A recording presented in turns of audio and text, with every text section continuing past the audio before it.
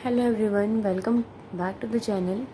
सो हम sequence and series का first chapter topology of real numbers कर रहे थे, जिसमें हम कंप्लीटनेस एक्सियम और एक थ्योरम तक यहाँ तक कर चुके हैं। अगर यहाँ तक आपको कुछ भी चीज़ नहीं समझ में आई है, कोई भी डाउट है तो पूछ लेना। हाँ, एक डाउट आया था, वो मुझे याद आ गया। इंटरवल की डेफिनेशन आपको क्लियर नहीं थी, तो एक बार हम इंटरवल क्या होते हैं उसे डिस्कस कर लेते हैं। देखिए, क्लॉज इंटरवल किसे कहते हैं? आपने कोई भी दो एलिमेंट्स लिए ए एंड बी, आपने कलेक्शन ली रियल नंबर्स की ए एंड बी, यानी कि आपने एक ऐसा सेट लिया जिसके अंदर ए और बी की कलेक्शन लिया आपने, और ए और बी क्या है? रियल नंबर है। और वो ए और बी किस तरह से लिए हैं? इस तरह से लिए हैं कि जो उसके अंदर के एलिमेंट्स हैं, जो कलेक्शन ऑफ ए बी है, जो अगर जो सेट की अगर मैं बात करूँ, सेट के एलिमेंट्स कैसे होंगे? ए से तो बड़े होंगे और बी से कैसे होंगे? छोटे होंगे। The collection of elements of real numbers a and b between a and b is such that अगर x कोई एलिमेंट है s का, तो वो a से तो क्या होगा? बड़ा होगा, और b से क्या होगा? छोटा होगा। सच दैट जो ये x है, ये कहाँ से बिलोंग कर रहा है? s, यानी कि s के अंदर कौन से एलिमेंट है? a से बड़े, b से छोटे। जैसे कि अगर मैं ये लिख दूँ ओपन इंटरवल के अंदर 1 और 2, इसका मतलब अब इसको हम ओपन इंटरवल क्यों बोल रहे हैं? देखो, ये जो साइन होते हैं ना, इस इंटरवल के साइन होते हैं, इसको ये ओपन इंटरवल है। ओपन इंटरवल को हम इस वाली ब्रैकेट से डिनोट करते हैं। और जब हम ऐसे एलिमेंट लेंगे कि ए से बड़ा, यानी कि 1 से बड़ा और 2 से छोटा, यानी कि इसके अंदर 1 और 2 इंक्लूड नहीं होंगे, उस इंटरवल को हम क्या बोलते हैं? ओपन इंटरवल बोलते हैं। और ऐसे जिसमें कि दोनों इंक्लूड होंगे, उसको क्या बोलते हैं? क्लोज इंटरवल बोलते हैं। और उसका साइन क्या होता है? ये स्क्वायर ब्रैकेट होती है। स्क्वायर ब्रैकेट मतलब कि क्लोज्ड इंटरवल, यानी कि ये दोनों टर्म्स इंक्लूड होंगी। और ये ओपन इंटरवल मतलब कि ये दोनों टर्म्स इंक्लूड नहीं होंगे। ठीक है, क्लियर है? अब समझ में आ गया क्लोज इंटरवल और ओपन इंटरवल क्या होते हैं। और उसके अलावा जो डाउट थे, वो 5th चैप्टर जो हमने किया था उसका 7th और 8th एग्जाम्पल है। आई नो वो दोनों एग्जाम्पल थोड़े डिफरेंट हैं, मुझे पता है आपसे नहीं हुए होंगे, और मेरे को उस पर वीडियो बनानी है, बट आज भी मेरी तबीयत ठीक नहीं थी, इसी वजह से मैं वो वीडियो नहीं बना पा रही हूँ। Sorry for that. जैसे ही मेरी तबीयत ठीक होती है, कोशिश करूँगी मैं कल ज़रूर बना दूँगा वीडियो।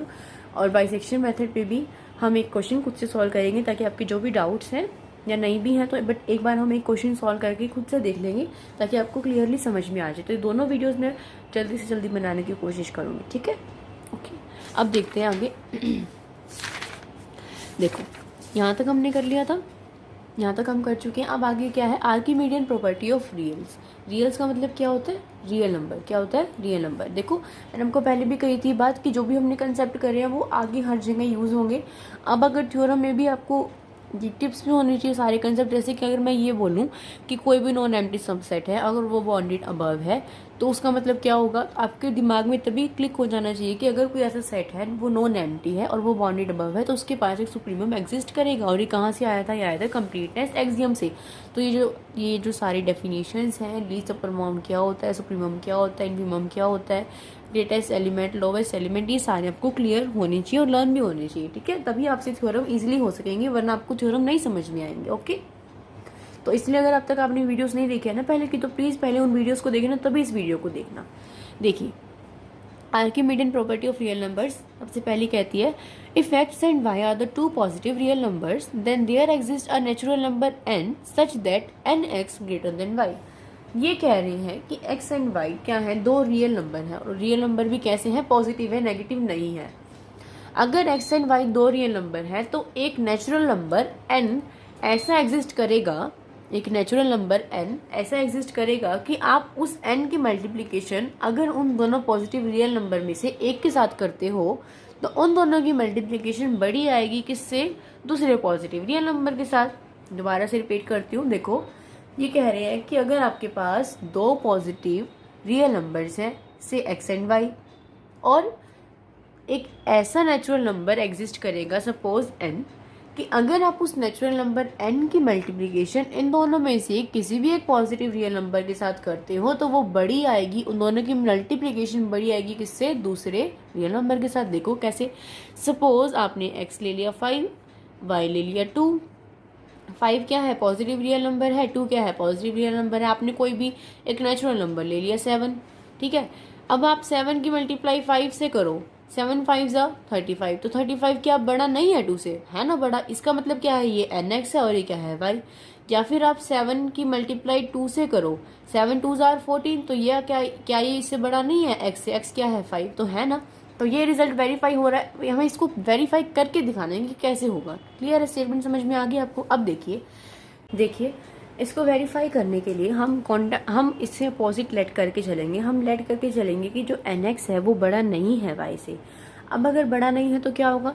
छोटा होगा या फिर इक्वल भी हो सकता है। तो हम एज्यूम करके चलेंगे कि जो nx है वो लेस देन इक्वल्स टू है y की। ठीक है, बड़ा नहीं है तो लेस देन भी होगा, इक्वल भी होगा, तो लेस देन इक्वल टू हमने मान लिया for all n belongs to n। ठीक है, अब देखो हमने अपनी तरफ से सेट कंसीडर किया एस सेट, जिसके अंदर ये nx एलिमेंट है, जिसके अंदर ये nx है। जो n है वो बिलोंग कहाँ कर रहा है? नेचुरल नंबर के सेट से। हम इसको किससे रिप्रेजेंट करते हैं? नेचुरल नंबर्स के सेट को तो n से रिप्रेजेंट करते हैं ना।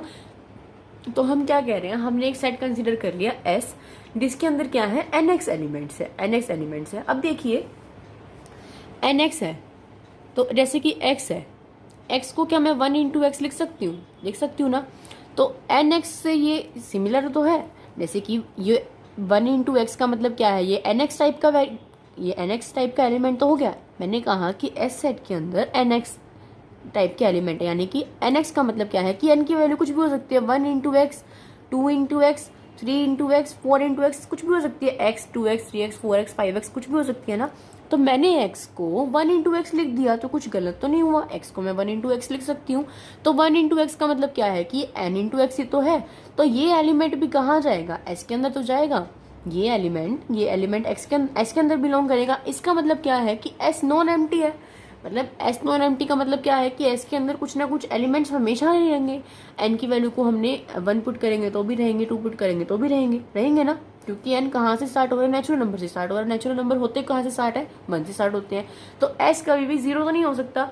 तो इसीलिए इन्होंने कहा है कि s क्या है? नॉन एम्प्टी है। क्लियर है? समझ में आ गई इतनी बात? अब देखो ये जो इसके अंदर एलिमेंट्स हैं, ये एलिमेंट्स है nx एलिमेंट है, और अभी हमने एज्यूम किया था खुद से ही कि जो nx है वो हमेशा छोटा रहेगा y से। तो s सेट के अंदर nx एलिमेंट है और बाहर से कोई y एलिमेंट है, और वो y एलिमेंट आपके सेट के अंदर वाले एलिमेंट से बड़ा है। सेट के अंदर वाले एलिमेंट से y जो बाहर है वो बड़ा है। तो ये सेट कैसा सेट हो गया? बाउंडेड अबव सेट हो गया। कैसा हो गया? Bounded above. अगर नहीं समझ में आया ना तो जो बाउंडेड अबव वाली डेफिनेशन की वीडियो है उसको देखो। ये सेट कैसा हो गया? बाउंडेड अबव सेट हो गया। क्लियर है? समझ में आ गया? अब देखो यहाँ से हमने क्या कंक्लूजन निकाला कि S क्या है? नॉन एम्प्टी सेट है। यहाँ से कंक्लूजन निकाला कि वो बाउंडेड अबव सेट है। तो अब क्या चीज आ गई कि S is a non empty bounded above set, so by the completeness axiom there exist must a supremum. याद आया? कंप्लीटनेस एक्सियम क्या कहती थी कि अगर कोई नॉन एम्प्टी सबसेट हो और उस बाउंडेड अबव तो उसका एक सुप्रीमम एग्जिस्ट करेगा। आया? यहाँ पे लिखा हुआ है, देखो ये। ठीक है, सुप्रीमम को क्या बोलते हैं? लीस्ट अपर बाउंड बोलते हैं। तो लीस्ट अपर बाउंड इसका एग्जिस्ट करेगा। हमने अपनी मर्जी से मान लिया कि वो जो लीस्ट अपर बाउंड है वो क्या है? एल है। क्या है? एल। ठीक है, समझ में आ गई इतनी बात?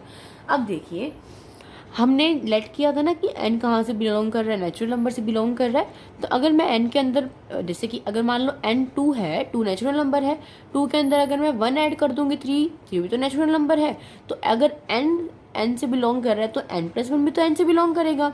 और अगर मैं n+1 की मल्टीप्लीकेशन कर दूं x के साथ, अगर मैं 2 की मल्टीप्लीकेशन कर दूं, हमने x को क्या ले रखा है? पॉजिटिव रियल नंबर तो ले रखा है। अगर मैं इसकी मल्टीप्लाई कर दूं 3 से, तो 3 2 6, 6 भी किस में बिलोंग करेगा? नेचुरल नंबर से बिलोंग करेगा। तो ये भी नेचुरल नंबर से बिलोंग करेगा, ये भी करेगा और ये भी करेगा। अब देखो अभी हमने लीस्ट अपर बाउंड किसको लेट किया था? एल को लेट किया था। But L is the least upper bound of the set N. देखिए क्या कह रहे हैं, आपके इस सेट के अंदर n+1 x है, n+1 x है, और जो सेट S है उसका लीस्ट अपर बाउंड क्या है? L है। लीस्ट अपर बाउंड होने का मतलब क्या होता है? जो लीस्ट अपर बाउंड है इसका, ये देखिए। अब देखो L एक लीस्ट अपर बाउंड तो है, पर लीस्ट अपर बाउंड होने से पहले वो क्या है? एक अपर बाउंड है। क्या है? अपर बाउंड है। अब अगर अपर बाउंड है सेट S का, और ये जो n+1 इंटू एक्स टाइप थे, देखो यहाँ से हमने कहा कि n इससे बिलोंग कर रहा था n से, n+1 भी इससे बिलोंग कर रहा था। बट जब हमने n+1 की मल्टीप्लिकेशन x के साथ कर दी, हमारे s सेट के अंदर कैसे एलिमेंट्स थे, n इंटू एक्स टाइप के एलिमेंट्स थे, तो हमने n+1 की मल्टीप्लिकेशन जब x के साथ कर दी तो वो कहाँ बिलोंग करेगा, सेट s से बिलोंग करेगा। और जो स्मॉल n है वो तो नेचुरल नंबर से बिलोंग करेगा ही। तो यानी अब ये सेट s का एलिमेंट बन गया। तो हम कह रहे हैं कि जो सेट s है उसका लीस्ट अपर बाउंड l है। तो लीस्ट अपर बाउंड है, इसका मतलब अपर बाउंड है तभी तो लीस्ट होगा ना। तो अगर अपर बाउंड है सेट S का L और सेट S का एलिमेंट ये है, तो लीस्ट अपर बाउंड होने की वजह से, अपर बाउंड मतलब सबसे बड़ा है वो, तो इसके सारे के सारे एलिमेंट्स L से छोटे होंगे।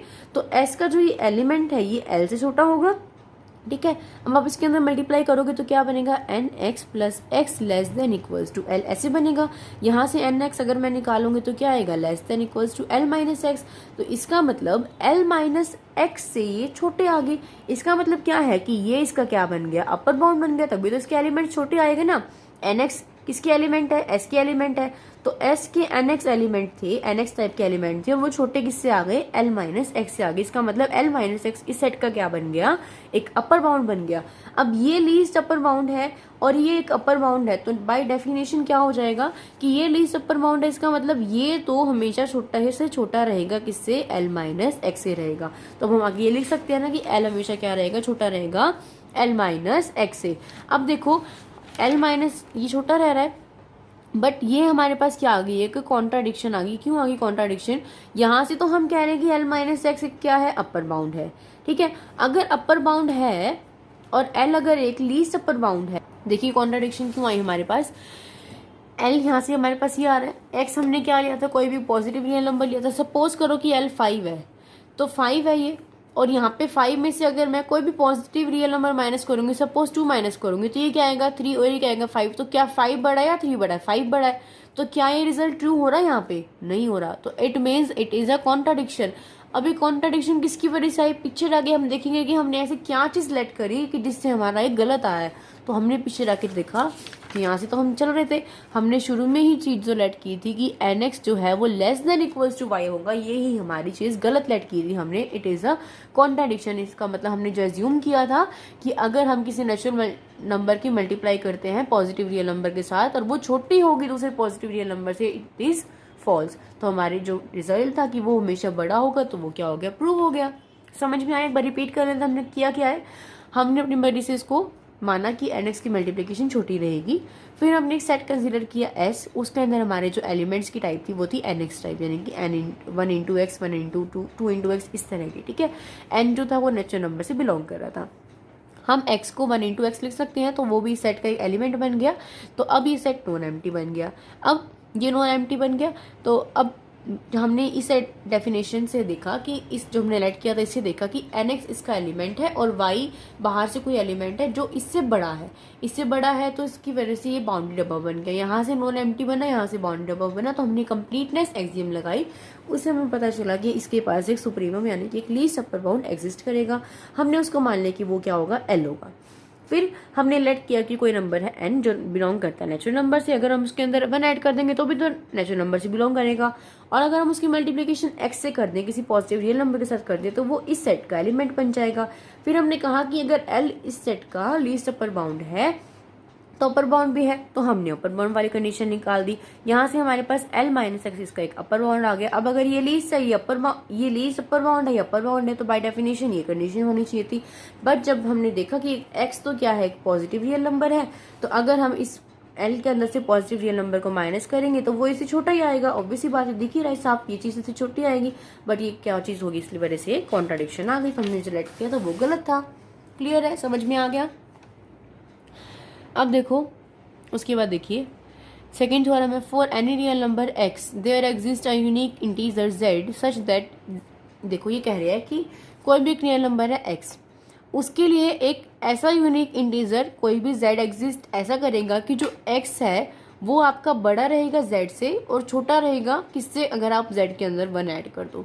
जैसे कि हम लिखने देते हैं कि x की वैल्यू छोटी रहेगी, ऐसे छोटे और इक्वल हो सकते 2 के, और ऐसे 2 + 1 3, तो ये क्या बन गया 3। जैसे कि 2.5 ले लो, तो ये क्या होगा, इसके बीच की वैल्यू लाई करेगी। तो ये कह रहे हैं कि जो ऐसा है ये प्रूफ करके दिखाओ इसको, ठीक है। तो हम कर लेते हैं, देखिए हमने अपनी मर्जी से एक सेट कंसिडर किया, सेट के अंदर जो एलिमेंट है वो है m। m कहाँ से बिलोंग कर रहा है, z यानी कि इंटीजर से बिलोंग कर रहा है। और कंडीशन क्या है, m जो है वो छोटा रहेगा किससे, x से। x क्या है, यहाँ पे कोई भी एक रियल नंबर है, m इंटीजर है, x क्या है, रियल नंबर। हमने सेट s कंसिडर करा, ठीक है। अब देखो हमने क्या देखा कि इस सेट के अंदर कोई ना कोई एलिमेंट तो हमेशा होगा, क्योंकि ये इंटीजर से बिलोंग कर रहा है तो कोई ना कोई इंटीजर वैल्यू तो इसमें हमेशा रहेगी। तो ये सेट कैसा हो गया, नॉन एम्प्टी हो गया। और कोई भी बाहर से x नंबर है और वो इस सेट के एलिमेंट से बड़ा है, तो बाहर से अगर x बड़ा है इस सेट के एलिमेंट से, तो उसकी वजह से ये सेट कैसा हो गया, बाउंडेड अबव सेट हो गया। ये सेट नॉन एम्प्टी भी हो गया, ये सेट बाउंडेड अबव भी हो गया। तो बाय कंप्लीटनेस एक्सियम इसके पास एक सुप्रीमम एग्जिस्ट करेगा और यू कैन से एक लीस्ट अपर बाउंड एग्जिस्ट करेगा। तो हमने वो मान लिया कि वो लीस्ट अपर बाउंड क्या होगा, z होगा। क्लियर है, इतनी बात समझ में आ गई, ठीक है। अब अगर z इसका लीस्ट अपर बाउंड है तो x इसका क्या है, देखो हमने कहा कि बाहर से कोई x है और वो x इस सेट के सारे एलिमेंट से बड़ा है, तो x इसका क्या बन गया, अपर बाउंड बन गया। क्या बन गया, अपर बाउंड बन गया, ठीक है, अपर बाउंड बन गया। z इसका लीस्ट अपर बाउंड है और x इसका अपर बाउंड है, तो बाय डेफिनेशन लीस्ट होने की वजह से z तो हमेशा छोटा ही रहेगा x से, ठीक है। अब ये चीज तो हमने प्रूव कर दी, देखो ये काम तो हमने प्रूव कर दिया ना, ये चीज तो हमने प्रूव कर दिया। अब हमें क्या प्रूव करना है, दूसरी चीज ये प्रूव करनी है। तो ये प्रूव करने के लिए हम क्या करेंगे, इसको उल्टा लेके चलेंगे। हम मान लेंगे कि x जो है वो बड़ा होगा किससे, z+1 से, ठीक है, z+1 से बड़ा होगा मान लिया हमने। तो z+1 इसकी इनइक्वालिटी को चेंज कर दो। अब z+1 नहीं, सॉरी चेंज नहीं करना, सॉरी गलती से बोल दिया। आप इसको ऐसे भी तो लिख सकते हो ना, देखो ऐसे लिखो, x बड़ा है ना, यहाँ पे x की तरफ भी साइन है बड़ा है, और ऐसे लिखो, एक ही तो बात है। तो इन्होंने इस चीज को ऐसे लिख दिया। अब देखो s के अंदर क्या था, s के अंदर m था और m बिलोंग कर रहा था z से। तो ये जो है z+1 ये भी तो क्या है, एक इंटीजर की टाइप है ना, तो ये भी s के अंदर बिलोंग करेगा, ये भी s के अंदर बिलोंग करेगा ना, ठीक है। अब देखिए also z is the least upper bound of the set. हमने अभी यहाँ पे क्या कहा था कि जो z है वो क्या है, लीस्ट अपर बाउंड है सेट का। अब अगर लीस्ट अपर बाउंड है z, देखो z अगर लीस्ट अपर बाउंड है, और ये मतलब अब लीस्ट अपर बाउंड की डेफिनेशन को छोड़ दो, एक बार भूल जाओ, z कोई भी एक नंबर है, अगर आप z के अंदर 1 ऐड करोगे तो वो z से हमेशा क्या रहेगा, बड़ा रहेगा ना। क्या रहेगा, z के अंदर अगर 1 ऐड करोगे तो वो z से हमेशा बड़ा रहेगा। बट अब यहाँ डेफिनेशन के अकॉर्डिंग देखो कि z एक लीस्ट अपर बाउंड है, z एक लीस्ट अपर बाउंड है। अगर z लीस्ट अपर बाउंड है तो वो हमेशा छोटा रहेगा किससे, z+1 से, क्योंकि z+1 इस सेट का एलिमेंट है और z इसी सेट का लीस्ट अपर बाउंड है। तो लीस्ट अपर बाउंड होने की वजह से, उसकी डेफिनेशन की वजह से z को तो हमेशा छोटा होना चाहिए, बट होगा तो z हमेशा बड़ा होगा z+1 से। आप समझ रहे हो मेरी बात, देखो मैं ये कह रही हूँ कि ये जो सेट है इसका लीस्ट अपर बाउंड z है और z+1 इस सेट का एलिमेंट है, ठीक है। तो z अगर लीस्ट अपर बाउंड है तो z तो हमेशा छोटा रहेगा ना z+1 से, z हमेशा छोटा रहेगा। अब अगर z मान लो 2 है, ये 2 है, ये 2+1 है, तो क्या 2 छोटा होगा क्या 3 से, नहीं ना। तो इसका मतलब क्या है कि ये कॉन्ट्राडिक्शन आ गई हमारे पास। ये कॉन्ट्राडिक्शन क्यों आए, क्योंकि हमने ये चीज गलत लेट की थी। ये चीज हमने क्या गलत लेट की थी, ये, तो इस वजह से हमने जो लेट किया था वो गलत था, इसलिए हमें इसको क्या लेट करना पड़ेगा कि जो x है ये हमने लेट किया था ना ये, तो इस वजह से क्या होगा कि x होगा जो लेस देन रहेगा z+1 से। तो यहाँ से तो हमने क्या प्रूव कर दिया था, ये चीज प्रूव कर दी थी, और यहाँ से हमने क्या कर दिया, ये चीज प्रूव कर दी। तो दोनों को कंबाइन करके हमने ये लिख दिया। क्लियर है, बिल्कुल ही ईजी है, बस आपके कंसेप्ट क्लियर होने चाहिए सब चीजों के, आपको ये थ्योरम्स बहुत ईजी लगेंगे। ओके, नेक्स्ट थ्योरम पे करें, बस एक ही थ्योरम रह गई, फिर तो ये खत्म हो जाएगा। देखो, between two distinct real numbers there are infinitely many rational numbers. आपको ये प्रूव करना है कि दो डिस्टिंक्ट रियल नंबर्स के बीच में ना बहुत सारे इनफाइनाइट रैशनल नंबर्स एग्जिस्ट करते हैं, ठीक है। हमने मान लिया कि दो real numbers x and y, such that कि जो y है वो बड़ा है x से, तो y माइनस एक्स बड़ा हो जाएगा 0 से, सिंपल सी बात है, ठीक है। अब y minus x and 1 are the two positive real numbers. y minus x भी एक रियल नंबर है और 1 भी एक रियल नंबर है। Therefore by Archimedean property of real, अभी हमने आर्किमिडियन प्रॉपर्टी करी थी कि y माइनस एक्स क्या है, रियल नंबर है, और 1 भी क्या है, एक पॉजिटिव रियल नंबर है, ठीक है। तो आर्किमिडियन प्रॉपर्टी के अकॉर्डिंग क्या होगा कि अगर हम किसी नेचुरल नंबर n की मल्टीप्लिकेशन इन दोनों में से किसी एक के साथ करेंगे तो वो बड़ी रहनी चाहिए दूसरे से। तो मैंने नेचुरल नंबर n की मल्टीप्लिकेशन इसके साथ कर दी, तो वो बड़ी रहनी चाहिए किससे, 1 से। प्रॉपर्टी लगा दी, अंदर मल्टीप्लाई करो, ny minus n x greater रहना चाहिए 1 से, एन वाई की वैल्यू निकाल दी यहाँ से, इसको ग्रेटर रखा, इसकी एन एक्स मान रखी प्लस का हो गया। ठीक है, इस टर्म को ऐसे लिख दो, कोई फर्क नहीं पड़ेगा, बात तो वही है। ठीक है, अब देखो एन एक्स प्लस वन क्या है, एक रियल नंबर है। अब एन एक्स प्लस वन एक रियल नंबर है तो नेचुरल नंबर दो ऐसे एग्जिस्ट करेंगे जिनके बीच में इसकी वैल्यू लाई करेगी, यानी कि जो प्रॉपर्टी हमने दो पढ़ी है ना उनका यूज है इसमें। पहले आर्किमिडियन प्रॉपर्टी का यूज कर दिया, अब ये कह रहे हैं कि अगर ये रियल नंबर है तो दो नेचुरल नंबर ऐसे एग्जिस्ट करेंगे जब भी हमने ये प्रॉपर्टी करी। हमने मान लिया कि वो क्या है, एम और एम प्लस वन है, जैसे कि यहाँ पे जेड और जेड प्लस वन थे, तो ये एन एक्स प्लस वन किसके बीच में लाई करेगा, एम और एम प्लस वन के बीच में लाई करेगा। क्लियर है इतनी बात। एन एक्स प्लस वन किससे लेस था, एन वाई से लेस था। देखो यहाँ से एन एक्स प्लस वन किससे लेस था, एन वाई से लेस था ना, तो m less than equals to n x plus one less than equals to n y. यहाँ से हमने ये रिजल्ट उठा लिया यूजिंग वन करके। क्लियर है, समझ में आ गई। अब देखो एन एक्स प्लस वन, ये एन एक्स प्लस वन किससे लेस है, एम प्लस वन से। एन एक्स प्लस वन किससे लेस है, एम प्लस वन से। तो इस वजह से ये देखिए ये n x plus one less, अरे एम प्लस वन से यहाँ से, तो दोनों साइड से वन कैंसिल हो जाएगा, तो क्या बचेगा, n x less than m बचेगा। क्या बचेगा, n x less than m. ठीक है, समझ आ गई इतनी बात। अब देखो एन एक्स किससे लेस है, एम से, और ये भी क्या है, एन एक्स की वैल्यू है। तो ये क्या कैसे लिख सकती हूँ मैं, इसको ऐसे लिख सकती हूँ ना कि एन एक्स तो है लेस एम से, और फिर एम किससे लेस देन इक्वल्स टू है एन एक्स प्लस वन से, और फिर वो किससे लेस है, एन वाई से। यानी कि मैंने इन दोनों को इकट्ठा कर दिया, इस टर्म के आगे बस मैंने एन एक्स लगा दिया, कोई फर्क तो नहीं पड़ेगा उससे, मैंने इसको ऐसे कर दिया। फिर मैंने क्या किया, देखो अब आप क्या करो, इसको डिवाइड कर दो किससे, पहले तो अगर कुछ, अब देखो हमारे पास यहाँ से क्या आ गया, n x less than m less than n y. अब क्या करना है, दोनों इसको ना एन से डिवाइड कर दो, इसको एन से डिवाइड कर दो, इसको एन से डिवाइड कर दो, और इसको एन से डिवाइड कर दो। एन से एन कट जाएगा, क्या आएगा एक्स, एम बाई एन से एन कट जाएगा, क्या आएगा वाई। ये क्या आ गया, हमने क्या लेट किया था, एक्स एंड वाई को दो रियल नंबर्स, इन दोनों रियल नंबर्स के बीच में क्या आ गया, m by n. M by n क्या है, किसकी फॉर्म है, रैशनल नंबर्स की। पी बाई क्यू की फॉर्म किसकी होती है, रैशनल नंबर्स की होती होगी, तो एम बाई एन क्या है, रैशनल नंबर्स। तो हमने क्या प्रूव कर दिया कि दो रियल नंबर्स के अंदर infinitely many rational numbers exist कर सकते हैं। एम की वैल्यू कुछ रखो, एन की वैल्यू कुछ रखो, 1/2, 1/2, 3/2, 2/4, कुछ भी वैल्यू रखो, infinitely many rational numbers exist कर सकते हैं। इसी तरह से सेम हम दिखा सकते हैं कि infinitely many irrational number exist कर सकते हैं। क्लियर है, समझ में आ गया। अब तो कुछ भी ना समझ में आया तो प्लीज़ पूछ लेना। यही था इस चैप्टर का कॉन्सेप्ट, चैप्टर का नहीं सॉरी, इस एक्सरसाइज का। तो एक बार एग्जाम्पल्स पे नज़र मार लेना और एक्सरसाइज देख लेना। अगर कोई क्वेश्चन होता है तो कर लेना, कोई क्वेश्चन अगर होता है तो कर लेना, बाद में हम इसके एग्जाम्पल्स डिस्कस करेंगे। मैं चाहती हूँ बस एक बार हमारा कॉन्सेप्ट क्लियर हो जाए अच्छे से। 1 देखती हूँ मैं, अगर 1.2 करवाऊँगी या फिर इसके एग्जाम्पल्स हम करेंगे, जैसे भी होगा हम देख लेंगे। ठीक है, क्योंकि हमने अपनी तीनों बुक स्टार्ट की हुई है ना, तो जब तक इसका आगे कुछ नहीं करते हैं हम, तब तक आपका काम यही है। 1.1 के कंसेप्ट मैंने आपको समझा दिए हैं, कुछ भी नहीं समझ में आते तो पूछ लेना। अगर कंसेप्ट हो जाते हैं क्लियर तो एग्जाम्पल्स और क्वेश्चंस को आपको ट्राई करना है। ठीक है, अगर वीडियो पसंद आई हो तो प्लीज़ वीडियो को लाइक जरूर कर देना। अगर मेरे चैनल पे आप नए हैं तो चैनल को सब्सक्राइब करके बेल आइकन को जरूर हिट कर देना, ताकि आपको मेरे चैनल की नोटिफिकेशन सबसे पहले मिल जाए। See you guys in the next video, till then bye bye, take care, keep watching, keep studying. अपना ध्यान रखना, बहुत बहुत ध्यान रखना अपना, क्योंकि कोरोना वायरस बहुत ज़्यादा फैला हुआ है। तो प्लीज़ कहीं भी अगर आप बाहर जाते हैं तो मास्क लगाए बिना मत जाना। Okay, bye bye.